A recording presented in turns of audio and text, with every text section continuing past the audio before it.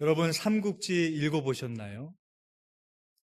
삼국지에 나오는 최고의 지략가는 누구죠? 예, 제갈공명입니다. 제갈공명은 가장 탁월한 전술가이자 전략가였습니다. 어떤 전략을 짜든 한치의 오차도 없이 그대로 진행되어 연전연승하는 최고의 모사였습니다. 그런데 삼국지의 호로곡 전투를 아십니까?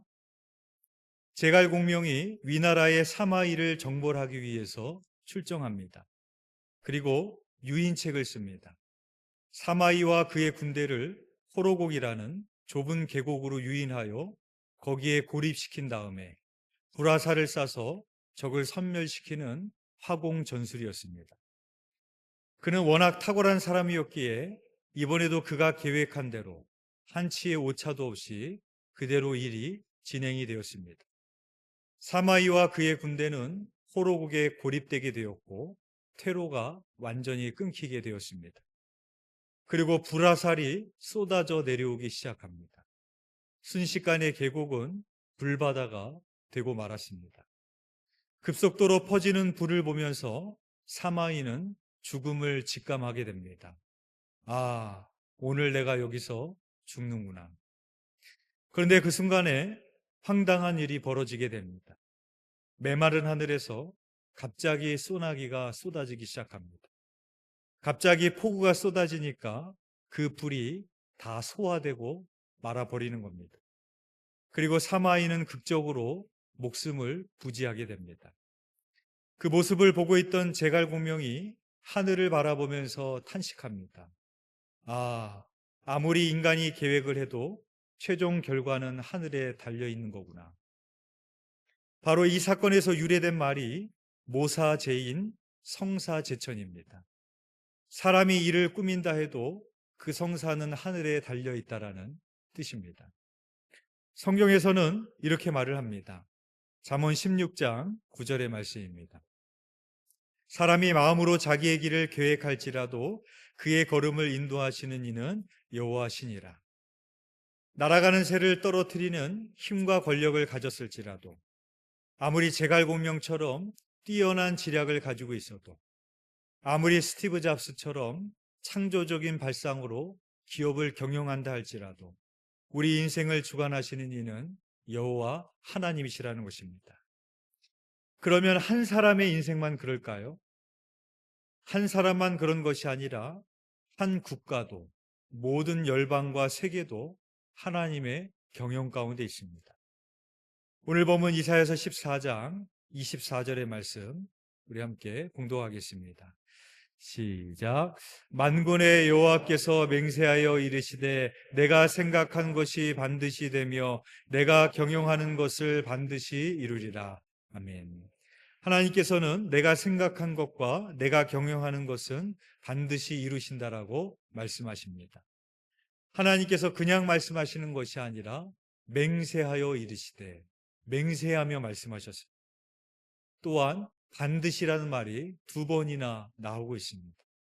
그러니까 하나님이 말씀하시는 것은 반드시 이루어지고 하나님이 경영하는 것은 반드시 이루어진다라는 것입니다. 한 국가를 통치하는 대통령이 있고 한 그룹을 이끄는 CEO가 있고 세상에는 여러 지도자와 경영가가 있지만 그들이 아무리 뛰어나다 할지라도 그들이 생각한 대로 반드시 되며 그들이 경영한 것이 반드시 이루어지지 않습니다. 그러나 하나님의 생각과 경영은 반드시 이루어진다라는 것입니다. 그렇다면 오늘 본문의 상황에서는 무엇이 반드시 이루어진다고 하시는 걸까? 우리 25절 말씀 우리 함께 읽어보겠습니다. 시작. 내가 아수르를 나의 땅에서 파하며 나의 산에서 그것을 짓밟으리니 그때 그의 멍에가 이스라엘에게서 떠나고 그의 짐이 그들의 어깨에서 벗어질 것이라. 아멘. 여기서 나의 땅, 나의 산은 시온, 곧 예루살렘을 말합니다. 따라서 예루살렘을 함락하기 위하여 포위하고 있던 아수르군을 하나님께서 파하시고 짓밟으심으로 압수르의 압제를 꺾고 그 멍에를 백성의 어깨에서 벗기시겠다라는 것입니다. 그런데 이 말씀이 선포된 당시의 상황으로 보면 절대 이루어지지 않을 것 같은 말씀이었습니다. 당시 국제 정세는 아수르 제국이 최강대국으로 급부상하고 있었습니다. 아수르는 아람을 멸망시키고 북이스라엘을 멸망시켰으며 근동의 여러 나라들을 멸망시켰습니다. 아수르는 주변 나라들을 무력으로 정복하고 강제 이주시켰으며 조공을 강요했습니다. 그런데 하나님께서는 아수르가 예루살렘을 결코 멸망시키지 못하고 도리어 그들이 파멸될 것이라고 말씀하시는 것입니다. 그러면 하나님의 말씀과 경영은 반드시 이루어진다고 하셨는데 이 말씀은 그대로 이루어졌을까요? 이 예언이 선포된 지 약 14년 후의 이야기가 열왕기하 19장에 나옵니다. 열왕기하 19장에 보면 아스루 왕 사네립이 유다를 침공하여 예루살렘을 포위하고 랍사게를 보내 히스기야와 백성들을 위협하며 하나님을 모독하는 말을 쏟아냅니다. 히스기야는 랍사게의 협박을 듣고 옷을 찢고 굵은 배를 입은 채 성전으로 들어가 그들이 보낸 편지를 펼쳐놓고 하나님께 기도합니다. 그리고 히스기야는 신하들을 통해 이사야 선지자에게 기도를 요청합니다. 그때 하나님은 이사야를 통해서 이렇게 말씀을 하십니다. 열왕기하 19장 6절에서 7절의 말씀입니다. 이사야가 그들에게 이르되 너희는 너희 주에게 이렇게 말하라. 여호와의 말씀이 너는 아수르 왕의 신복에게 들은 바 나를 모욕하는 말 때문에 두려워하지 말라. 내가 한 영을 그의 속에 두어 그로 소문을 듣고 그의 본국으로 돌아가게 하고 또 그의 본국에서 그에게 칼에 죽게 하리라 하셨느니라 하더라. 이 말씀에 보면 하나님을 모독한 사네립의 운명에 대한 하나님의 예고가 나옵니다. 즉 사네립은 예루살렘을 공격하지 못하고 본국으로 돌아갈 것이며 거기서 살해당할 것이라는 것입니다. 하나님은 여호와의 사자를 아수르 진영에 보내셔서 하룻밤에 군사 18만 5천 명을 죽게 하십니다. 사네립은 고국으로 돌아가 니느웨에 거주할 때 그의 신 니스록의 신전에서 경배할 때 그의 아들들에게 죽임을 당하고 맙니다. 아수르의 계획대로 된 것이 아니라 사네립의 말대로 된 것이 아니라 하나님께서 이사야 선지자를 통해 선포하신 말씀이 그대로 성취되었습니다. 그래서 하나님께서 이렇게 말씀을 하십니다. 이사야서 14장 26절에서 27절의 말씀입니다. 우리 함께 봉독하겠습니다. 시작. 이것이 온 세계를 향하여 정한 경영이며 이것이 열방을 향하여 편손이라 하셨나니 만군의 여호와께서 경영하셨은즉 누가 능히 그것을 패하며 그의 손을 펴셨은즉 누가 능히 그것을 돌이키랴. 네. 하나님께서 온 세계를 경영하시고 하나님의 펼쳐진 손은 온 세계를 향해 있으니 하나님께서 경영하시는 것을 누가 패할 것이며 그의 손을 펴셨은즉 누가 그것을 돌이키겠냐는 것입니다. 그렇다면 이것을 우리가 믿는다면 우리는 어떠한 삶을 살아야 되겠습니까? 우리 28절 말씀 우리 함께 읽어보겠습니다. 시작. 아하스 왕이 죽던 해에 이 경고가 임하니라. 28절에서 32절까지는 블레셋을 향한 하나님의 심판이 예언되고 있습니다. 그런데 28절에서 그 경고가 임한 시점을 기록하고 있는데 아하스 왕이 죽던 해라고 기록하고 있습니다. 이것은 단순히 시대적 배경만 말하는 것이 아니라 영적인 의미를 담고 있습니다. 이사야서 6장에서 이사야가 성전에서 하나님의 임재를 보고 소명을 받은 시점을 우시야 왕이 죽던 해라고 기록을 했습니다. 이 표현이 단순히 시대적 배경만을 말하는 것이 아니라 영적인 의미를 담고 있는 것처럼 아하스 왕이 죽던 해라는 표현도 영적인 의미를 담고 있습니다. 그렇다면 아하스 왕은 어떤 사람이었는가? 7장에 보면 아람의 르신 왕과 북이스라엘의 베가 왕이 남유다를 공격하였는데 그때 남유다의 왕이 아하스였습니다. 왜 아람과 북이스라엘이 남유다의 아하스 왕을 공격했을까? 당시 아수르라는 제국이 급부상하면서 세 개의 나라들은 두 개의 노선 중에 하나를 선택해야만 됐습니다. 하나는 친아수르로 갈 것이냐, 또 하나는 반아수르로 갈 것이냐 선택을 해야 됐습니다.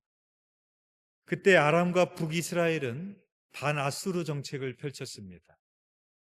그런데 아수르가 강력한 나라로 급부상하고 있었기 때문에 반아수르 정책을 펼친 나라들은 자연스럽게 아수르에 대항하기 위해서는 연합을 해야만 했던 것이었습니다.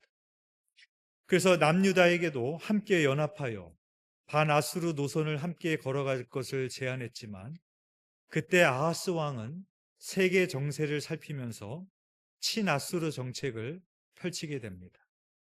그래서 같은 길을 걸어가지 않자 남유다까지 공격하게 되었던 것입니다. 그런데 아하스 왕의 문제는 단순히 세계 정세에 편승한 것이 아니라 아수르는 의지하면서 하나님을 의지하지 않았다는 것입니다. 하나님께서 구원의 징조를 구하라고 하셨지만 아하스는 하나님을 시험하지 않겠다며 구하지 않았습니다.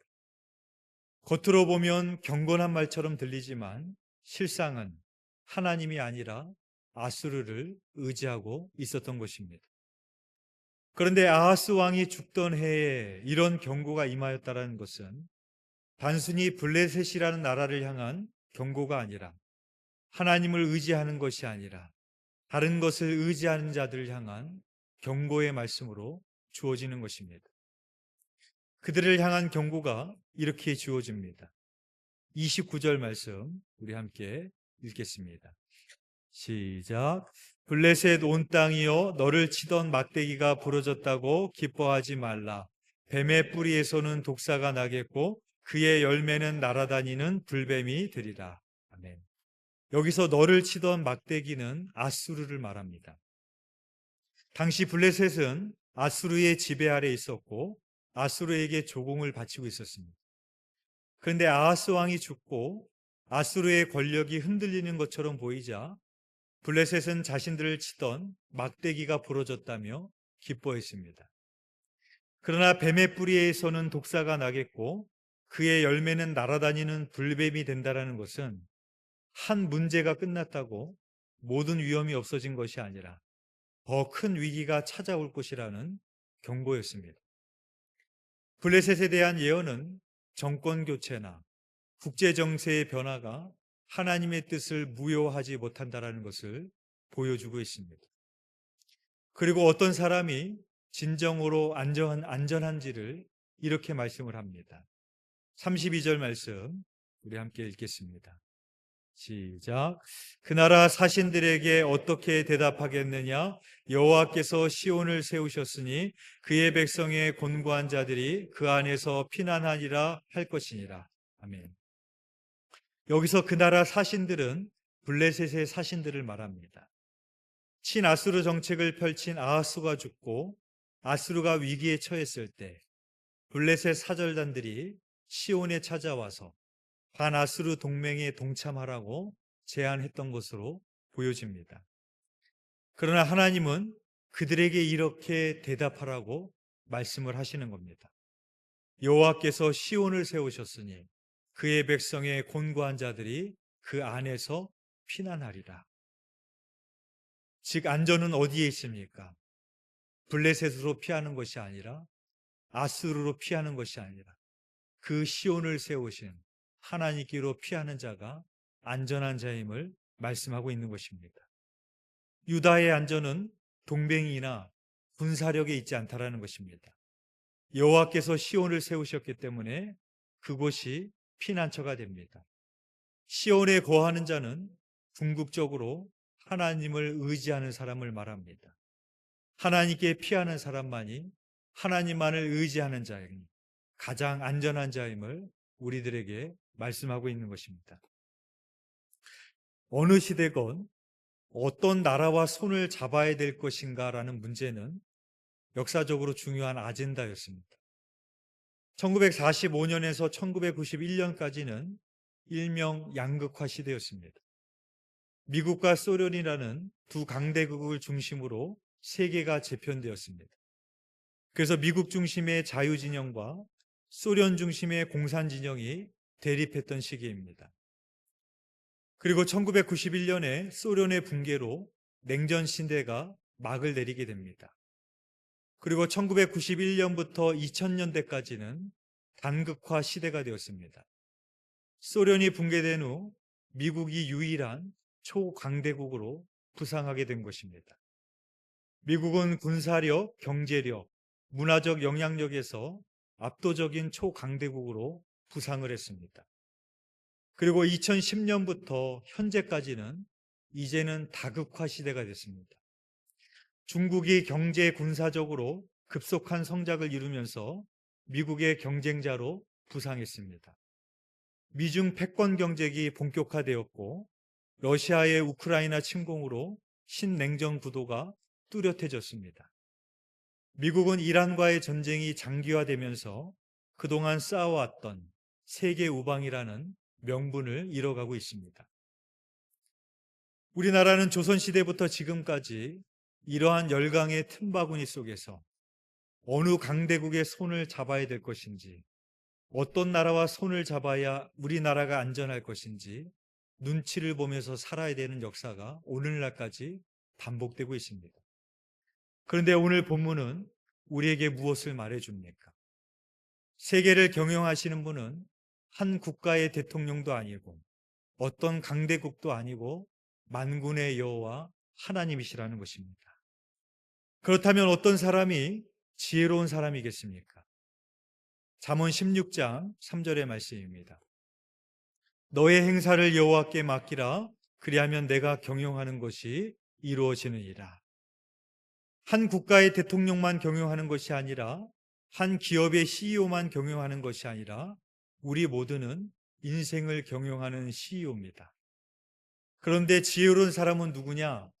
내 인생을 내가 경영하는 사람이 아닙니다. 내 인생을 하나님의 경영에 맡기고 하나님만을 의지하는 사람입니다.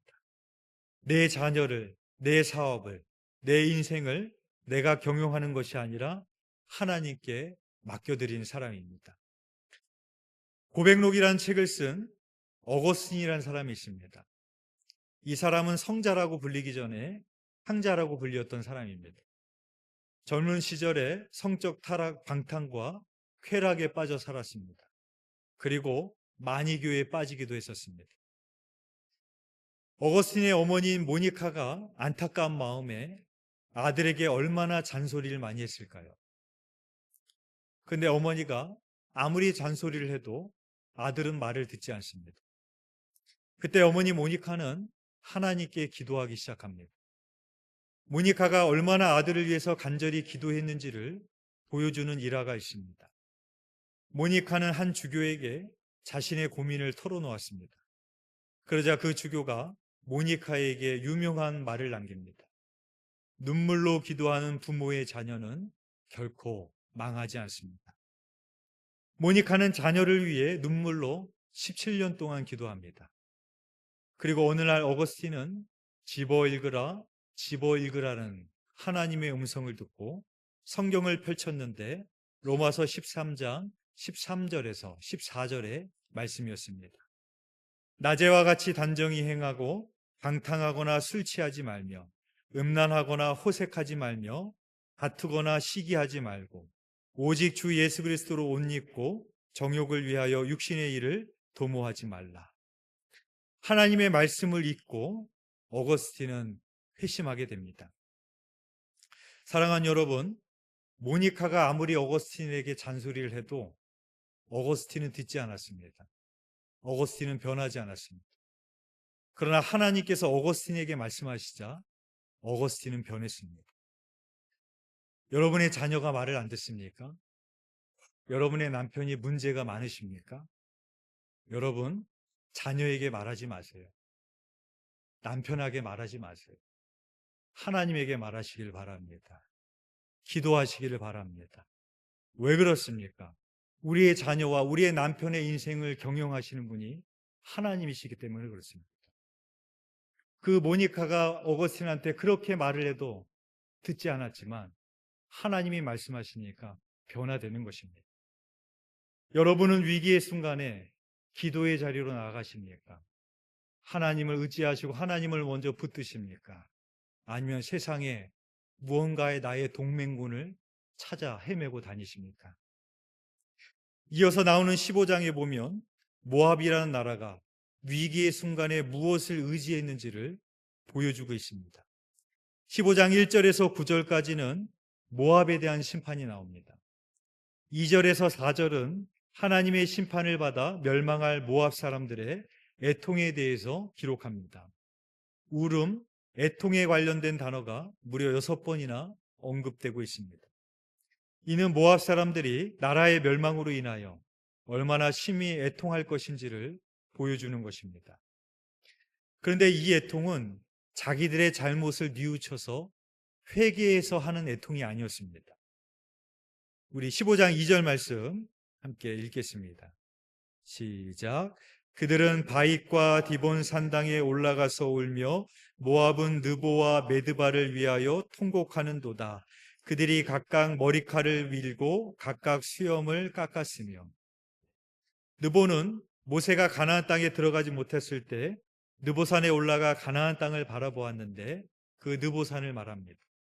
메드바는 느보에서 남동쪽으로 약 8km 떨어져 있었던 성읍입니다. 이곳은 한때 북이스라엘 왕 오므리에게 정복당했지만 모압의 위대한 영웅 메사가 재탈환한 곳이기도 했습니다. 따라서 느보와 메드바를 위하여 통곡했다라는 것은 이러한 전략적 요충지가 파괴되고 대적의 수주기에 넘어간 것을 애통해했다라는 것입니다. 따라서 그들이 애통했던 것은 자기들을 유익하게 했던 것을 잃어버렸기 때문이었습니다. 오늘날로 말하자면 그들의 소중한 재산을 잃어버렸기 때문에 애통한 것입니다. 5절에서 9절은 모압의 귀인들이 나라가 패망하자 도망하는 장면을 묘사하고 있습니다. 여기서 언급된 지역은 모두 모압의 남쪽 경계에 위치한 곳입니다. 그런데 그들은 이곳에 이르러서도 머물지 못하고 버드나무 시내를 건너갔습니다. 15장 7절 말씀 우리 함께 읽겠습니다. 시작. 그러므로 그들이 얻은 재물과 쌓았던 것을 가지고 버드나무 시내를 건너리니. 버드나무 시내는 모압과 에돔의 국경지대에 위치한 오아시스입니다. 모압의 귀인들은 아수르의 추격을 피해 그들의 재물과 소유를 가지고 모압의 경계를 넘어 에돔 지역까지 도망간 것입니다. 그들은 재물만 가지고 가면 안전을 보장받을 수 있다라고 생각했던 것입니다. 그러나 그들의 재물도 그들의 안전을 지켜줄 수 없었습니다. 그런데 여기서 그들을 바라보시는 하나님의 애통이 나옵니다. 15장 5절 말씀 우리 함께 읽겠습니다. 시작. 내 마음이 모압을 위하여 부르짖는도다. 그 피난민들은 소알과 에글라 슬리시아까지 이르고 울며 루이 비탈길로 올라가며 호로나임 길에서 패망을 울부짖으니. 아멘. 내 마음이 모압을 위하여 부르짖는도다. 모압은 어떤 나라입니까? 이스라엘의 입장에서 보면 원수의 나라입니다. 그렇다면 이사야 입장에서 보면 모압의 멸망을 기뻐해야 되지 않겠습니까? 그런데 이사야는 모압의 피난 행렬과 울부짖음을 관망하는 것이 아니라 내 마음이 모압을 위하여 울부짖는도다 하며 깊은 탄식과 연민을 쏟아냅니다. 왜 그렇습니까? 하나님은 죄를 심판하시지만 멸망하는 자들의 고통을 슬퍼하시기 때문입니다. 하나님의 심판은 멸망시키기 위함이 아니라 그들이 구원받기 원하셔서 심판하시는 것입니다. 따라서 우리들도 믿지 않는 자들을 향하여 하나님의 애통하는 마음을 가질 수 있어야 됩니다. 그리고 열방의 구원과 회복을 위해서 이사야의 마음으로 기도해야 됩니다. 오늘은 8.15 광복 81주년이 되는 해입니다. 우리 민족의 역사를 되돌아보면 나라를 잃었을 때 사람들은 이 어둠이 언제 끝날지 알 수 없었습니다. 그 길고 긴 절망의 시간은 인간의 눈에는 절망으로만 보였습니다. 그러나 하나님은 그 모든 시간에서도 세계의 역사를 경영하고 계셨습니다. 14장 25절에서 그때 그의 멍에가 이스라엘에게서 떠나고 그의 짐이 그들의 어깨에서 벗어질 것이라는 말씀처럼 이 땅에 멍에와 짐을 벗기신 하나님의 손이 있었기 때문에 우리는 자유와 해방을 찾게 되었던 것입니다. 바라기는 세계를 경영하시는 하나님만을 의지하시고 나의 인생도 하나님께 맡기시고 하나님을 의지하시는 복된 인생이 되시기를 주님의 이름으로 축원드립니다. 기도드리겠습니다. 사랑과 은혜가 풍성하신 하나님 아버지, 오늘 말씀을 통하여서 내가 진정으로 의지하고 있는 것이 무엇인지를 돌아보기를 원합니다.